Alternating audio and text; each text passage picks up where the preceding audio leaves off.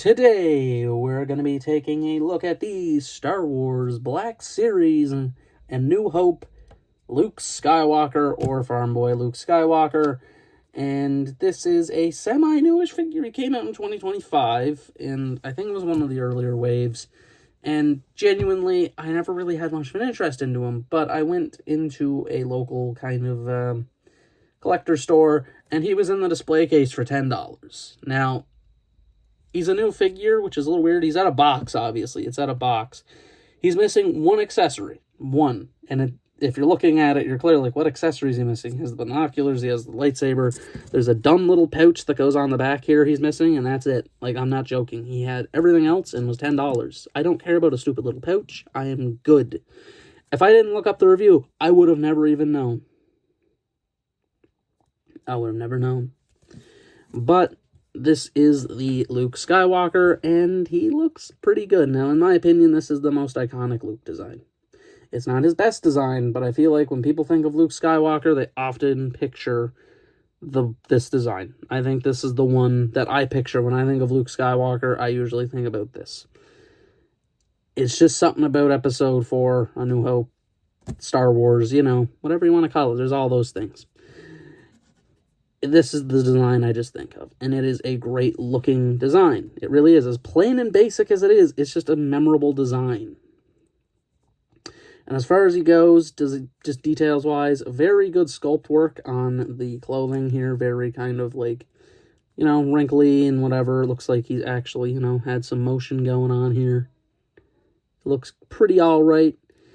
The arms are completely fine. They're mostly just the big white sleeves, but if you look in the front here, you do have a bit of his actual forearm in there, which is articulated, which is interesting. The torso is pretty basic, all things considered, with it just being the standard white robe, which is just crossed over and then kept together with the belt. The pants, again, same thing, very basic, kind of a beige pant, and then down to a light brown boot with some nice banding on there. The boots actually look really good. I actually really like the boots. But that pretty well concludes him for design-wise. There's nothing really unique going on with that. And then, obviously, we have his head as well, which is the early Mark Hamill, but he looks shocked constantly. I don't know why he looks shocked. He just looks shocked. Like, look at him. It's like he's seen Obi-Wan die a couple times now or something. I don't know what's going on here. Now, this likeness will always be a little bit different. For some reason, they always have a tough time with Mark Hamill. I think they got it pretty good with the Bespin Luke. But this one, to me, will always be different anyway because of the whole thing that happened with Mark Hamill during the filming of Empire. If I'm not mistaken, he got into a car accident, which is what the Wampa attack pretty much was for, just to show why he has a bit of a different look to his face. Because he got a little banged up in that accident. So he will always look different in this variation than he will to the next two movies, which makes sense. And overall, I mean, it looks fine. The hair is pretty good coloration-wise. Usually I find they go a little too light or a little too dark. I think this is a pretty happy medium. Not really anything wrong with the coloration. I feel like on camera it looks a lot more brown than it is. There is a touch of blonde in there in person, but on camera it seems like it just looks like a static brown, which it isn't. It's very much more of a sandy kind of a look. Not like pure sand, like maybe muddy I'd go with. It's got some streaks in there of a lighter color, so it's not anything too crazy. And overall, he does only come with, like I said, 3 accessories, which we don't have the pouch, which who cares about a pouch? We have the other 2, though. One of them is his binoculars here, which are pretty solid. He does, however, have a kind of tough time holding on to them, I find. They're very bulky, so they're not really great for him to hold on to, which is a shame. I find the best method here is to try to get his thumb into that hole and then kind of bend the elbow up and then try to get it that way, but it's just not a very good system of getting that on there. Like, you can do it, but it's going to be a little difficult to do it. not the worst. The binoculars are well painted with all the nice silver little details on there and everything like that. And you can store them on that little hook on his belt if you wish. Obviously, that's for the other accessory, but what are you going to do? And obviously, yes, he comes with Anakin's lightsaber because, well, that's just how it is. It's Anakin's lightsaber. And I kind of realized, while looking at this, how he didn't really use this in the first movie, like, at all. I kind of never really thought about it. When it comes to the first movie, he uses this for training, and then Obi-Wan gives it to him.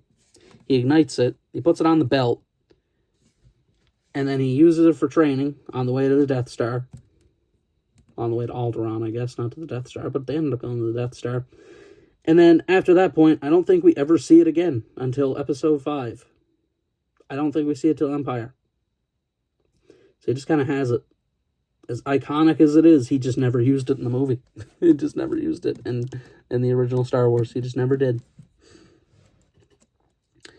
But either way, it is, I believe, the old one. I don't know if they would have made a new mold just for this, because it is different from the other Anakin that we got the same year, because it has the hook on the end. It has the little loop.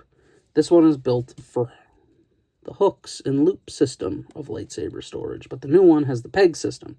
Now, I'm not removing the blade, as it does seem that the blade will come out. It does move. If you look, you can kind of see that slight movement. So it is in there and can move, but I don't feel like pulling it because it seems like it's in there too good. It really does, and I don't like the way it feels, and I'm not pulling the blade out just for that. I'm really not doing it. I just don't want to do it. I don't want to break the lightsaber. I've already broken some lightsabers. Whose did I break? I think it was Plo Koon's that I broke. I cannot remember, but I'm pretty sure it was Plo Koon's. But, yeah, I just don't feel like breaking the lightsaber. I really don't. It is a relatively nice-looking saber, though. The details are pretty great. They got all the details, the little red button, the gold part, everything's there. It's as good as you're going to get for the lightsaber, and that pretty well concludes his accessories, so let's get into his articulation, which is perfectly well and good as well. Ball-jointed head, which is there, and he does have the neck as well, which the neck doesn't really move as much as the head does, so deal with that. He then has butterfly joints, outward, forward, back, elbow joint, swivel as well. As I mentioned, he has kind of like a ball joint at that arm portion in the sleeve, and then he has a rotation of the hand up and down on the left, up and down on the right. His torso action isn't really great, as it goes back really well, but forward it just doesn't. It's too bunched up right here, so it doesn't go forward at all. Side to side is perfectly fine, but it kind of locks up. We then get forward, back, outward, a knee joint, a swivel, a nice little tilt at the boot there, and then forward and back tilt as well. So everything's there for the articulation for the most part. You're not really missing anything. And that will basically conclude our look at Luke here. So let's get to the final thoughts. As far as it goes, for $10, this was well worth it. Now, in my opinion, he's a 3 out of 5 figure. He's not really anything special.